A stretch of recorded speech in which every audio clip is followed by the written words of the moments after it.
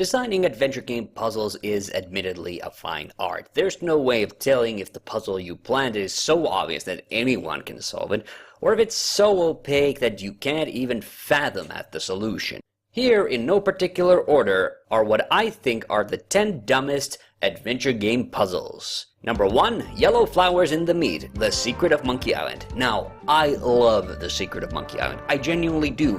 It's only my second favorite game of the series, but I'm willing to say it's still easily in the top 10 of the greatest adventure games ever made. Ever. One of the things which gives it such amazing longevity is that the game puzzles are so clear and simple. It's a game where you don't have to worry about getting killed or stuck, and you have all the time in the world to find a solution. But even so, there is one puzzle in the game that is inexcusably bad. In the early part of the game's protagonist, Guybrush, is told to complete the 3 trials of becoming a pirate, and one of these trials involves breaking into the governor's mansion and stealing the idol of many hands. But in order to get into the mansion, you have to pass the ravenous piranha poodles. Now, to be fair, the game does drop a couple of hints to the solution, but they are so far removed from how you solve the puzzle that it could easily qualify as a leap of logic puzzle. If you don't believe me, let me just tell you the solution. You stick some yellow flowers in a piece of meat and feed it to the poodles, and this knocks them out. Now, if you traverse Melee Island long enough, you will discover the piece of meat in the kitchen of the Scum Bar, and that you can stick it into the soup pot, though that does nothing. One of the pirate leaders who gives you the quest tells you that you could possibly drug the poodles, but nothing in the game seems like it would serve the purpose. Eventually, you'll probably also talk to Otis, who tells you that he's been arrested for picking flowers. He tells you that the flowers are yellow and called Canis Indormi. Canis Indormi means the dog sleeps. That's right, LucasArts put a clue in the game in friggin' Latin. Now mind you that I'm not a native English speaker either, so when I was playing these games at age 13, I was struggling with some of the dialogue, so stuff like this completely flew over my head. I never really considered it an actual thing to do to pick those goddamn flowers. And the fact that Otis was arrested for picking flowers just seems ridiculously funny, but not like a vital clue to a puzzle. So there you have it. Yes, the voodoo spell on the boat was pretty dumb too, but I feel this puzzle is just amazingly confusing. Number 2, the chess piece puzzle, Broken Sword. Everyone always goes on and on about that goddamn goat. And honestly, I never understood why people have such a problem with it. You just literally click a thing on the screen. It's the easiest fucking puzzle in the world. Do you not know that timing puzzles are a thing? God! Sorry, got a little sidetracked there. Anyway, the puzzle I always seem to have a hard time with in Broken Sword, no matter how many times I play it, it's the friggin' chess piece puzzle. Now yes, this puzzle isn't hard because there's only a limited number of possibilities how to place these pieces, so you'll pass the puzzle without knowing the answer easily enough. So let me just break down the solution. Here it is. This piece is the king, and you're supposed to place all of your pieces in a checkmate formation. That means the knight has to be in the middle, the king second from the bottom, and the bishop at the very top. Seems easy when I tell it to you, but if you looked at this board for a second, would you even guess that that was your goal? Remember, nothing in the game actually tells you what you're supposed to do. You're just moving friggin' pieces around. Are you the white pieces or the red pieces? Would you have known that this is the king and this is the queen if I hadn't told you? It's not even a full set of pieces or a regular 8x8 board. In other words, this puzzle is terrible for the simple reason that it doesn't tell you what you're supposed to be doing. It just gives you a fucking chessboard and says, there you go. Good luck, motherfucker. Number 3, VHS Cheese Arrow, Alien Incident. Alien Incident was the first adventure game I ever played, and to be fair, it's not particularly hard. I think the one thing that might hold you up is that some of the interactive items kinda just blend in the background. And then there's this.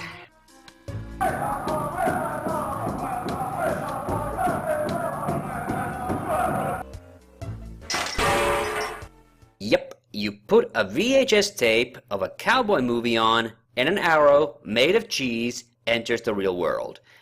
And then you exchange it for a diving suit at the antique store. Yeah, it's not a hard puzzle. It's just legitimately really, really fucking stupid. Number 4, Dinosaur Jaw. Oh boy, the original Sam & Max was pretty merciless. Not an unfair game, but it's one of those titles where the infamous player be damned mentality was at its strongest. All those pointless inventory items were bad enough, but then you're supposed to rope a robotic T-Rex at one point. The only way to do this is to press a button to start a talking mechanism and then walk away while the jaw is open so that when the voice gets interrupted, the jaw's left open. What? Without having played this game for hours and hours, however, how are you expected to discover this? And why would the fact that the jaw is left agape if you walk away from it even be significant? Like I said in my review, this really just seems like you're exploiting a bug in the game. But nope, this is actually how you're supposed to solve this puzzle. Number 5, the African Hound 4, Gabriel Knight 1. Ooh boy. Now look, I love the Gabriel Knight games, but they do contain a criminally high amount of dumb and some just flat out badly designed puzzles. The first game is by far the biggest perpetrator in this sense, but out of all of its asinine puzzles, the one that really gets on my nerves is the African Hound 4. This could have easily been one of the coolest locations in the game, but instead, Sierra decided to make it one of the most tedious and mind-numbingly dull parts of the whole game. First things first. You have to go around the Hound 4 collecting all the snake tablets. Then you have to work out that each of the tablets represents a number on the clock face, and place all of the plates in their correct spots. Then you have to know to go to a specific spot in the Hound 4 and shove a snake stick that opens a door elsewhere and brings a bunch of zombies to life. And then you have to figure out that you have to click a goddamn vine to get past the last few zombies after that earlier part made you think that you only needed to avoid them. The time it takes you to figure any of this out is just ludicrous. This is not how you design a puzzle. Just throwing random shit into the player's laps without any info and forcing you to walk around endlessly in circles. It would literally be faster to complete a 1,000-piece jigsaw, and a lot less confusing. Number 6, Makeup on the Mirror, Gabriel Knight 2. Okay, Gabriel Knight 2, love it or hate it, is easily the peak of the gaming accomplishment in the so-called interactive movie subgenre of gaming. Yes, it's a far more traditional point-and-click adventure game than a lot of its contemporaries, but the signs are definitely there. Still, the puzzles in the second Gabriel Knight are actually pretty clever for the most part, and certainly way more tolerable than some of the ones in the game's predecessor. But my god, the final act of the game just rubs me the wrong way at every turn. Grace's parts in it are annoying enough to figure out, but then once you're Gabriel, the whole final part of the game just becomes a relentless series of trial and error deaths. Yes, the duct tape hidden into the background is pretty terrible, but I think this is just way dumber. While hiding out in the dressing room, Gabriel has to disguise himself as a performer. However, while you're doing this, the actual actor enters the dressing room. You're supposed to tie him up with the aforementioned duct tape, and you have to hide at the back in order to not immediately be caught.